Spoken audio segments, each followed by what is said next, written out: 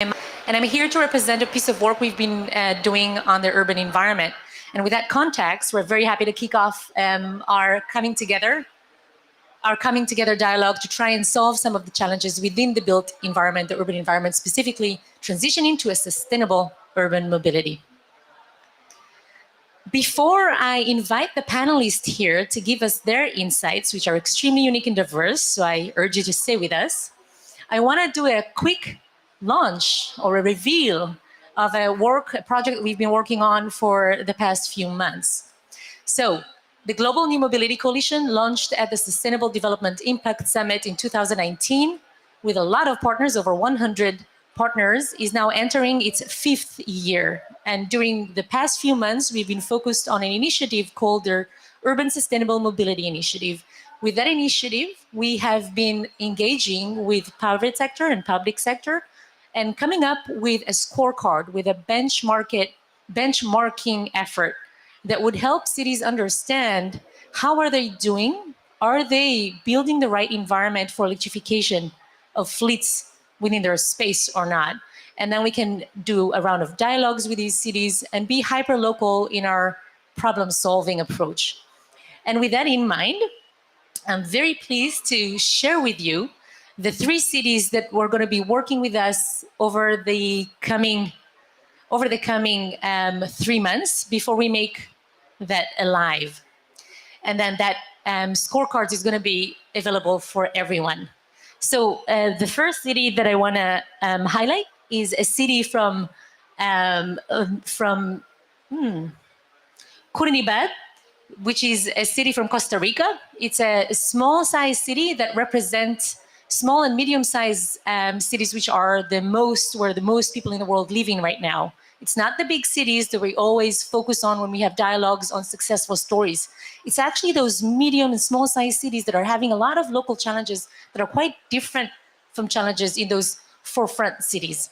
And this is why we're extremely excited to have the Mayor Mendez welcoming us and exploring with us how do we benchmark for success, how do we expand these to neighboring cities, how do we learn from each other on how to build a more service-oriented mobility system in that city.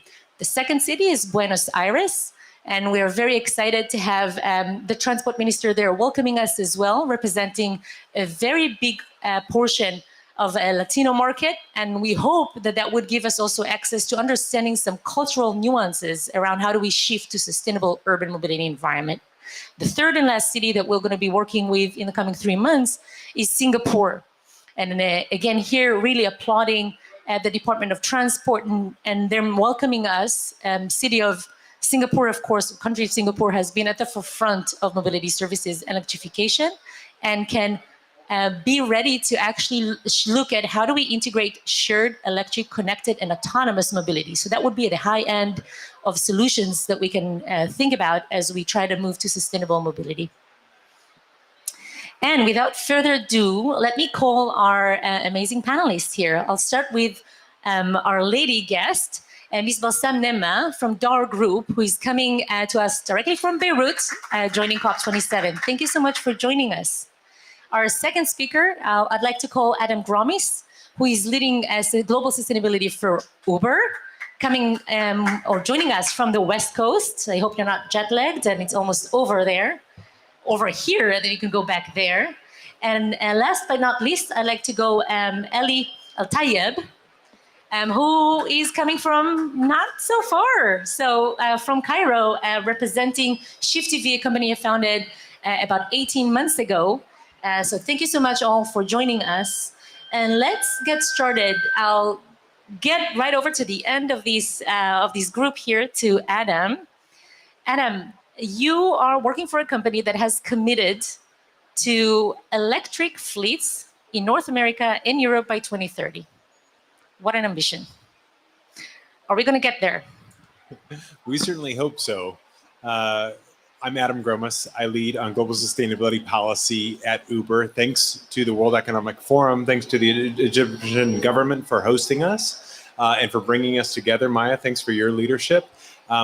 Like Maya said, about 2 years ago, we made a commitment to be 100% zero emission mobility on Uber. That means 100% of rides that we serve on the Uber platform to be in zero-emission vehicles, to be on micromobility or public transport by 2030 in the US, Canada, and Europe, and by 2040 everywhere else we operate, including Egypt, the Middle East, and beyond. What are we going to do to get there? We said we would look at three areas. First, we have to help drivers. Drivers are the heartbeat of this challenge. We work with 5 million drivers and delivery partners all over the world. And the question we're asking ourselves is, what can we do to help move them to the front of the clean energy transition line? Normally, working people from lower income households who move us and our things around cities are often at the back of the line for whatever industrial revolution we're talking about. In this case, we're talking about the green energy transition. So we want to help move those people to the front of the line. That's one. Second, build great products. We work with 100 million users around the world who use our app in about 10,000 cities around the world.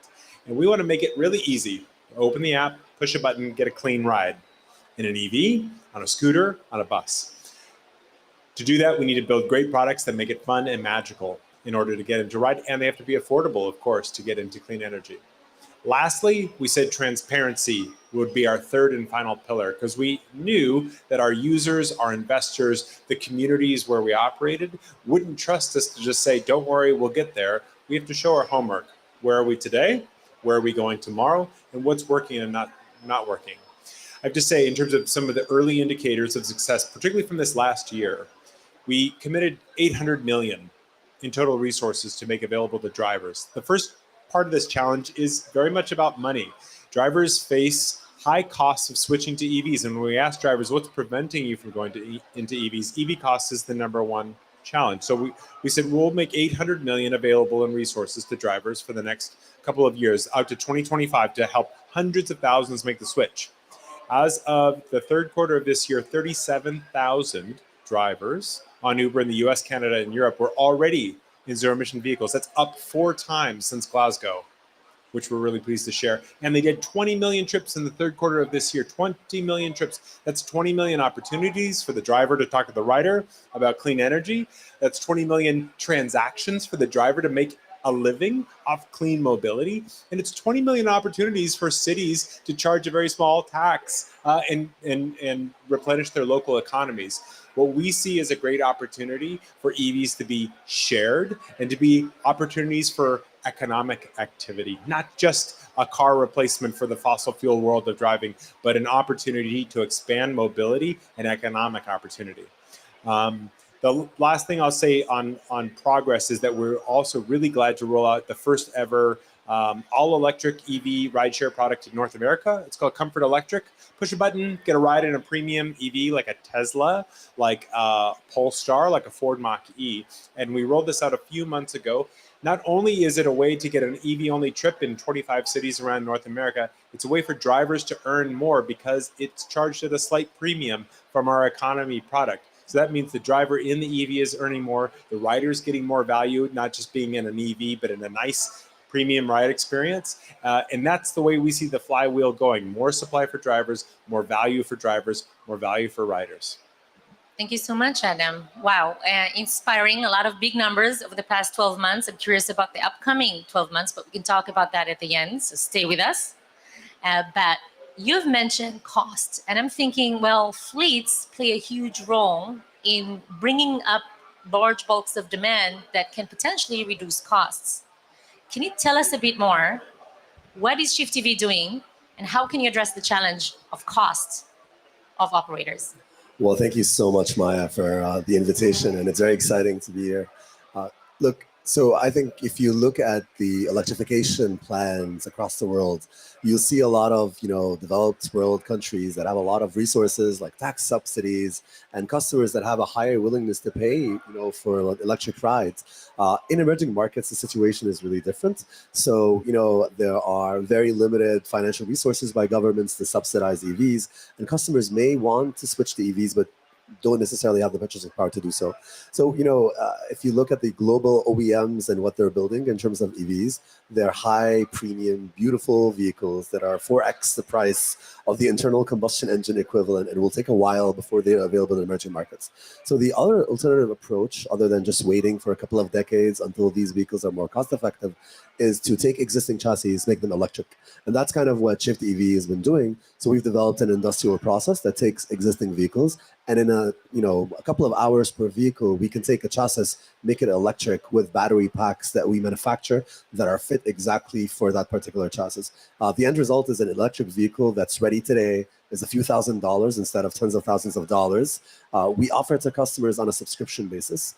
So customers don't pay up front, they just pay for the operating costs that they're usually used to paying. The other piece of that model is we've been very focused on fleets. Working with big fleet owners and operators means we have a bankable counterparty, so we can take these deals and finance them back to back with leading financial institutions, given the credit quality of these counterparties. We've been very excited. A couple of big milestones for us this year. So we've just worked with the Egyptian government on launching a regulatory framework. It's the first of a kind in Egypt that allows electrified vehicles to be licensed. It's been a long journey, so it required a lot of setting standards and doing audits and doing testing at the vehicle level, at the battery level. But ultimately, we think that's in the customer's interest to make sure that there's a really high bar for electrified vehicles. But we are now the first company in Egypt that can license electrified EVs. The second one, is we've launched our serial production products. So we're now in operations with leading fleet owners and operators. I can only talk about a few, but as an example, DB Schenker, who's powering the conference operations, is using a fleet of Shift EVs to move goods around the conference. So it's a lot in 18 months, and we're very proud of it. Just looking at the frontiers, there's a lot of fleets, commercial fleets that move people or goods, but I think the ultimate is going to the drivers, who are, in most cases, the ultimate asset owners and operators, the ones that have the burden of owning the assets. And it might be difficult for companies like Shift EV to engage directly with customers, individual drivers, but with the efforts of companies like Uber and other global players who can kind of act as a platform that deals between the OEM or the company like us that changes the vehicles and the end user who needs to still get revenue attached to the investment that they're making. Thank you so much, Ali.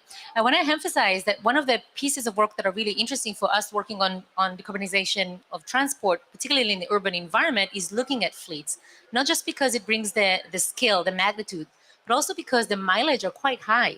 So when you talk about how you are able also to help electrify some of the movement of things around us here at COP27, I'm quite inspired, because I'm pretty sure that the mileage we're producing here, just holding this event, is now being reduced thanks to you. So really appreciate that.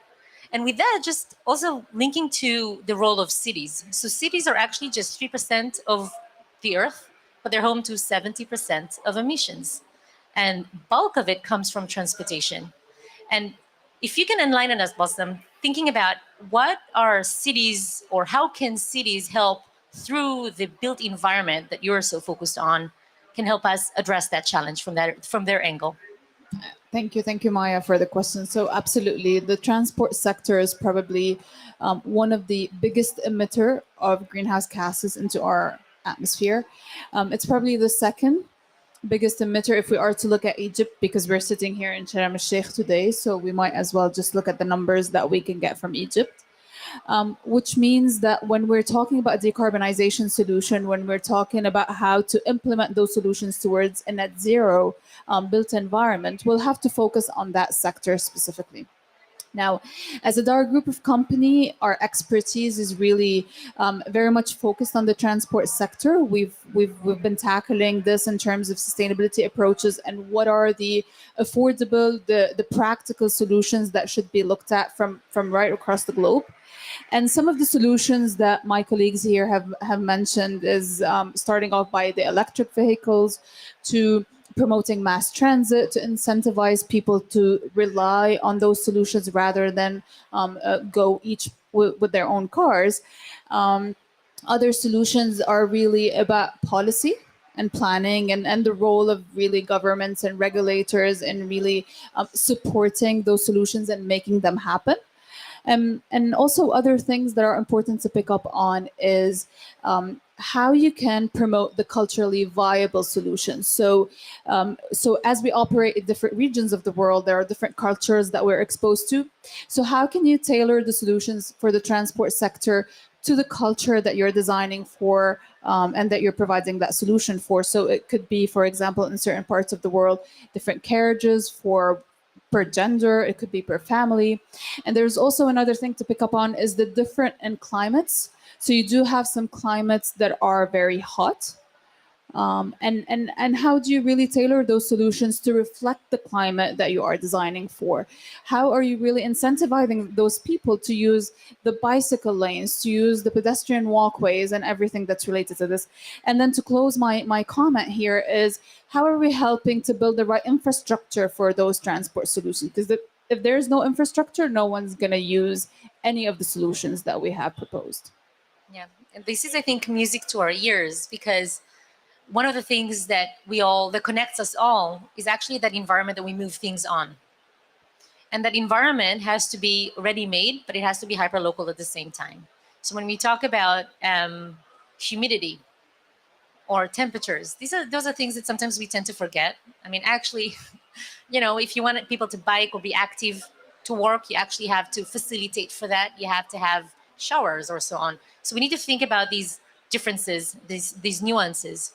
But I guess that it's really interesting to learn maybe a bit more from you, Adam, on how do you help drivers address some of the challenges relating to infrastructure, if any? Because obviously one company cannot do as much and cities have a role to play, but how do your understanding with what are the needs of drivers can address that? That's right, Maya. And we were clear from the beginning. It was a humble journey for us, because when we said we want to get to 100% EV, we knew that we couldn't get there by ourselves, and we had to take a leap of faith, hoping that others would also join us. And certainly it's been interesting to see, even over this last year, governments like California, like the European Union, make 2035 bans and things which will really help drive the supply that is absolutely fundamentally required to make this happen. You asked about infrastructure in Boston. I think you covered a lot of that really adroitly. I think for us, where we've started is first, we partner. We don't build infrastructure. We don't plan to build infrastructure. We wouldn't be good at it. We build a digital marketplace for mobility. But where we've noticed is that drivers need charging slightly differently than an average car owner. So when we ask drivers, what are the barriers you're facing? I mentioned cost is one of the first barriers that they mentioned. Number two is always EV infrastructure. And drivers who use our app appear to need infrastructure of two types. First, fast charging. Drivers drive on our platform in urban spaces. They help carry people from A to B, but mostly on the weekends when people are looking to go out to dinner or to go out on the evening.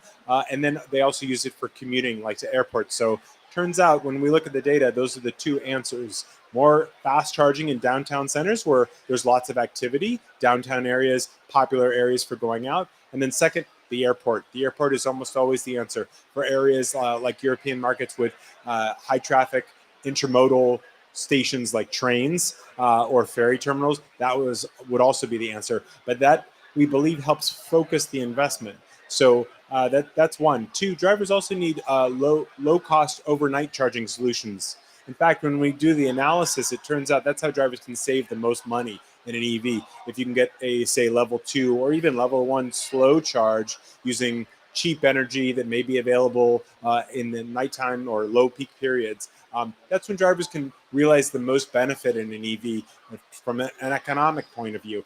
And that's what we know is the case. Drivers have to make more money in an EV than anything else that they use in order to make the switch. So learning from drivers, surveying them, engaging with them, that's sort of step one. Step two is partnering with those who can build that infrastructure or who may already have networks. So for instance, we partner with the largest provider of fast charging in the United States that provides public fast charging, that's EVgo. Not only do we offer our drivers a best terms discount on EVgo in partnership with EVgo, but we've also worked with them in markets where they're able to look for time of use rates that are particularly attractive to drivers so that they're encouraged to charge in the evening times when not only is electricity cheap, but renewables are more plentiful in some cases, or the power may be less lower carbon intensity. So we're really excited about that. We work with slow charging partners. A great example of this is a Spanish startup called Wallbox. Wallbox makes a fantastic home charger for those drivers who may have access to, say, off-the-street parking and could install an L2 charger. Wallbox offers not only an equipment discount, but an installation discount that's best terms to drivers on our platform. The last piece is the data. What we're doing over time is we're seeing patterns. Uber doesn't own a fleet. We don't operate a fleet, but we help run a digital marketplace. And over time, we see those patterns, like I mentioned, drivers in downtown areas, drivers at airports. So what we're doing is converting the mileage data that we see into kilowatt hour demand in space and time.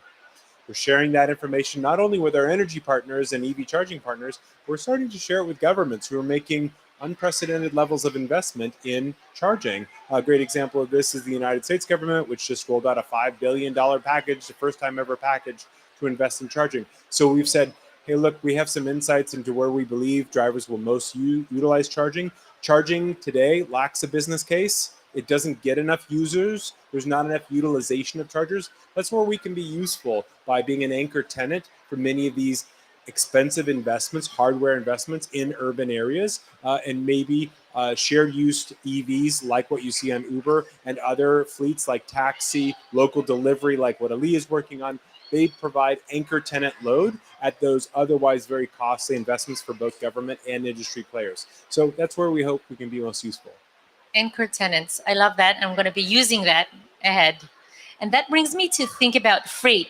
When you mentioned it briefly, if you go back to freight and fleet operators there, what are their charging infrastructure needs?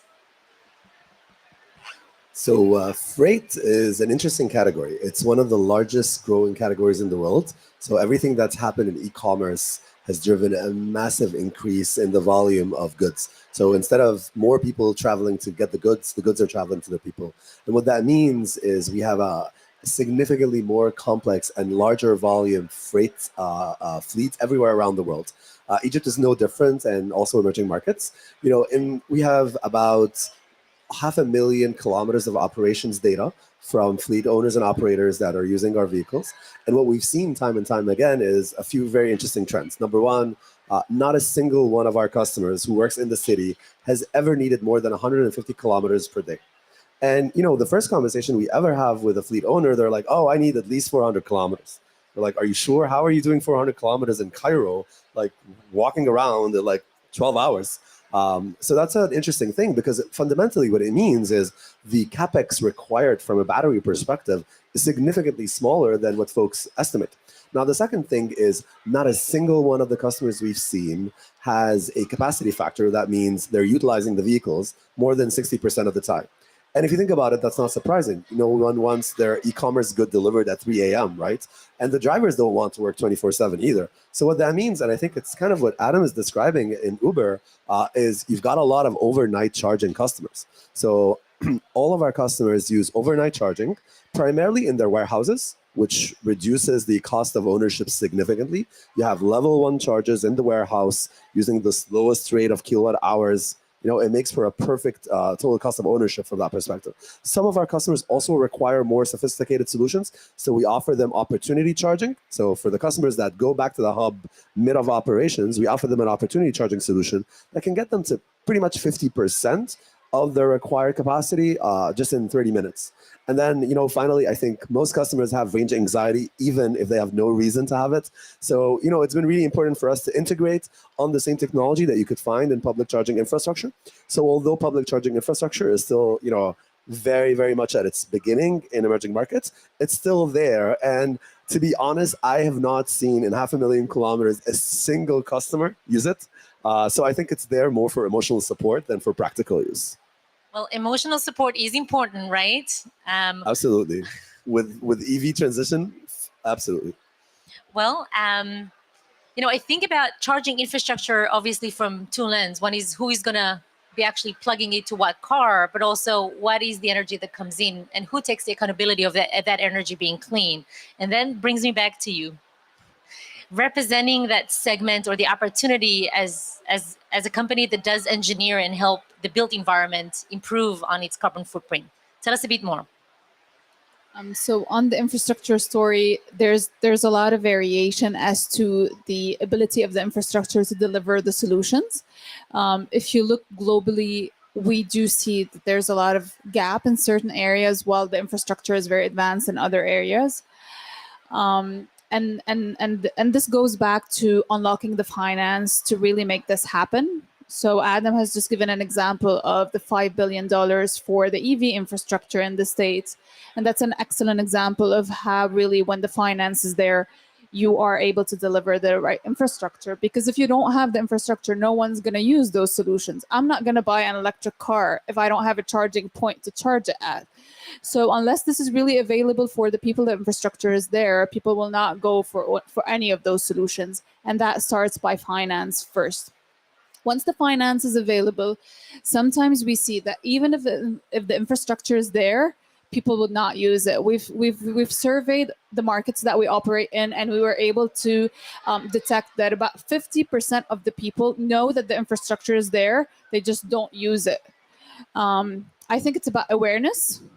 And there's an important aspect of really raising awareness, because a lot of people do not really know what impact they make on the environment. So that's a role that us together, I think we can make. The second thing is also incentivizing people. So you've mentioned that if you don't have the shower at the end, you're not going to bike to that destination. And there are many other incentives that could be put forward. And then on the awareness piece is like, really, what are we doing to influence our communities? What are we doing, us and others, starting from our leaders down the pyramid? And I'll just take an example of former UK Prime Minister Boris Johnson, that used to cycle in his suit to work to kind of incentivize people to use the bike to even go to work despite wearing the suit. So I think it's about unlocking the finance. It's about raising awareness. It's about really incentivizing the people. It could be financial incentive or just any form of incentive that together will help us build the right infrastructure to deliver those sustainable transport solutions. Indeed. And you mentioned also before that there is a local nuance. Can you maybe give us a bit more examples from around the world, being a company that operates globally?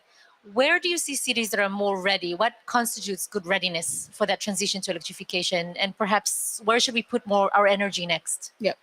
So definitely there's a big gap between some of the cities and others throughout the world. So we've delivered projects from Europe.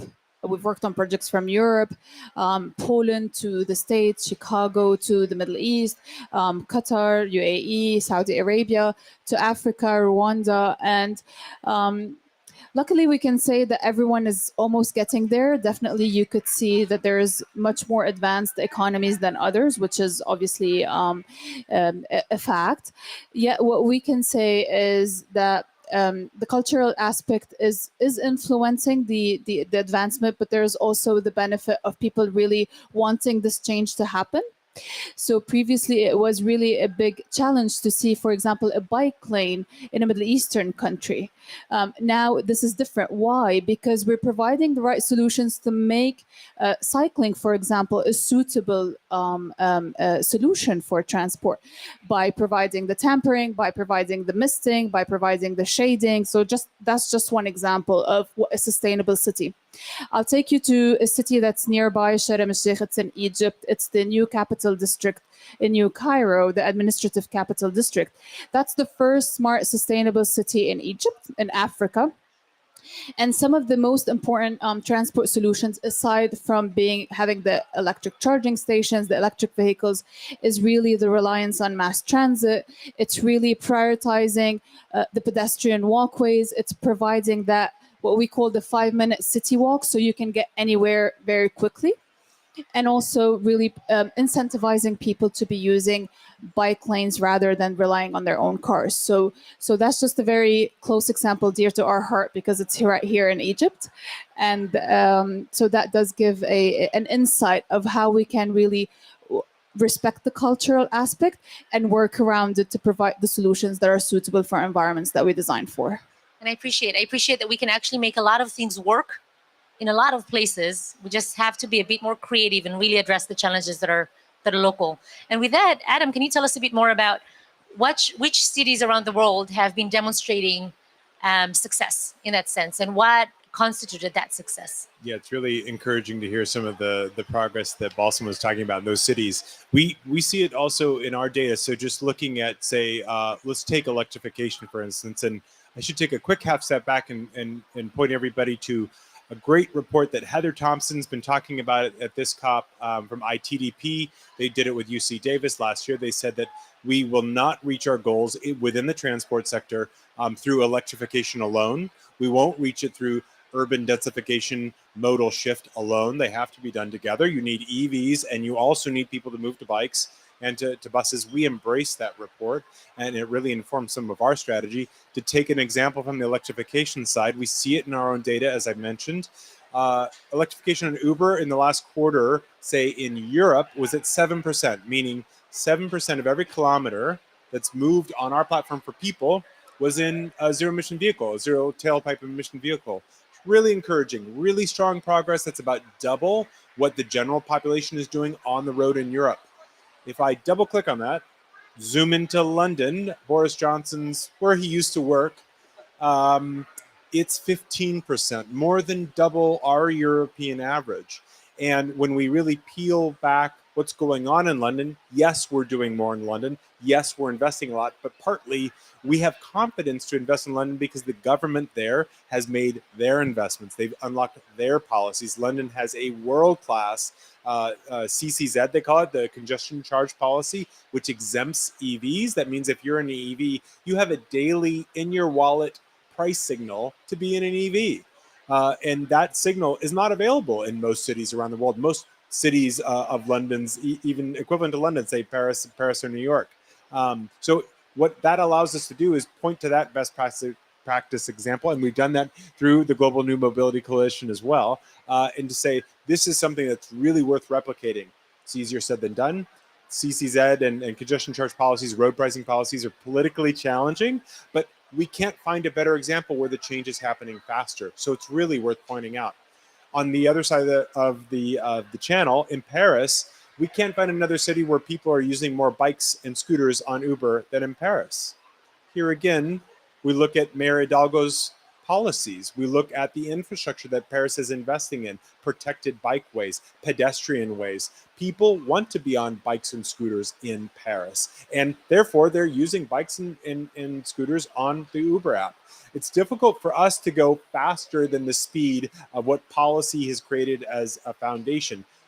Policy is so important for raising the floor. Industry can push the ceiling, and only with both can we really achieve the type of decarbonization goals that we have, the type of equity goals we share, and the type of inclusive mobility that we need. Thank you so much for that comment. That public-private collaboration piece is super important. Ali, tell us, where do you see collaboration ahead to unlock that opportunity for emerging markets in achieving that electrification despite the cost, and perhaps despite even the lack of export of EVs to emerging markets? Yeah, absolutely. I think, back to kind of the world of EVs today, it's the most heavily supply constrained industry ever. So there are probably 10 customers that want an EV globally now to the amount of EVs that are, getting out of factories. And that's not going to change anytime soon. Now, on the other hand, if you look at most emerging markets, the decarbonization element is never not tied to an industrial policy. Most countries in emerging markets are thinking, well, if the whole world is going to change how it's powered, I want to have a part of that. I want to be a producer when it comes to that. Just being on the receiving end, being an importer, a net importer of all the technologies there, is not something that most countries want. As an example, Egypt just launched this year an automotive manufacturing strategy to incentivize EV manufacturing locally. And one of the best decisions that they've made is to include electric retrofitting as part of that industry. And I think it's a really smart choice to basically push local manufacturers to develop EVs that are cost effective and that are at the same time tailored to the needs of the current markets. I think, as we've heard from our amazing panelists, a lot of the problems are hyper local. You need to really understand the local economy, the local culture, and who at best can do that. I'm sure the engineers in Munich are super smart, but can they really develop products for everywhere around the world? We need more and more products developed locally. So I think the element of using decarbonization, but as well as industrial policy to incentivize hundreds of different solutions that are locally manufactured, that are tailored and optimized to the local market, that create new brands and new distribution pipeways is the only way we can really, get to the scale required. Just to share with you a couple of numbers that I think are really interesting. There are about 1.4 billion vehicles on the road globally. And every year, there are 100 million new vehicles that come out of factories. Today, we are at 8% of those being EV. What that practically means is by 2035, maybe 2040, 100% of the new vehicles will be EVs. But only by then we'll need 20 more years to really decarbonize. So if we really think about it, we're talking about a 50-year transition, 50 more years of black pipes and carbon dioxide if we don't figure out different and more accelerated ways to do that. And I'm betting on localized manufacturing as well as new ways to create EVs as the path to do that. Well, that's a fantastic comment. And I think really loops back to what other panelists have said as well. So when we think of compact cities, 15-minute cities, what we're actually thinking about is electrification, yes, of current fleet, but we also want to prevent from reaching a 2.5 billion car market by 2050. We want to stay at 500 million at 2050 or reach 500 million by 2050. And the only way to do that is to provide for mobility hubs, to get more people and things moving with much less vehicles. And these vehicles have to be electric, and they're going to be high mileage as well, which is fantastic because we can actually have less vehicles and create more efficiency all around. And that leads me to closing up our panel with a question that I promised I'll ask. And that's, 12 months ahead. Let's look at COP28. What should we be able to achieve by then? What is your hope? Or where are you going to put your energy? Let's start with you, Adam. Yeah, for us, the real learning of the last year, and this has been the biggest year over these last 12 months since Glasgow for electrification at Uber. And it's come through a couple of key partnerships, like our partnership with Hertz in the United States to make 50,000 Teslas available to drivers by the end of next year. And that has to do with business model development. It has to do with helping subprime borrowers get into EVs that they otherwise couldn't afford. That type of business model innovation can't happen but through partnerships. So we want to expand upon that. We really want more partnerships. Yes, I could talk about more higher EV numbers. Yes, I could talk about more participation in products coming from Uber, but I don't think we're going to get it without stronger, bigger, bolder partnerships, not only in the United States and Europe, but today we were very honored to join the US government, the UK government, other industry partners in launching a zero emission vehicle initiative for emerging markets, so-called emerging markets, where we hope to look at the 20 or so pilots that we do in Latin America, India, in continental Africa today, and find what's working, what could we scale up bigger with partners. So I think partnerships, and I hope in Dubai next year we can be talking about bigger, larger global scale type partnerships to really move the needle for drivers around the world. Excellent point. And I'll build on this. So I was sitting earlier this morning in an implementation lab with the UN high-level climate champions, and we were discussing how to get to the 2030 breakthrough. Like how are we going to decarbonize the built environment? Like we've spoken about solutions, we've spoken about implementation. So how are we going to implement this? And we did a poll, and the results came back that it's not just one person, not just one entity. It's a set of entities that need to be working together. And you would be surprised to see that each has its own importance to play a role in this.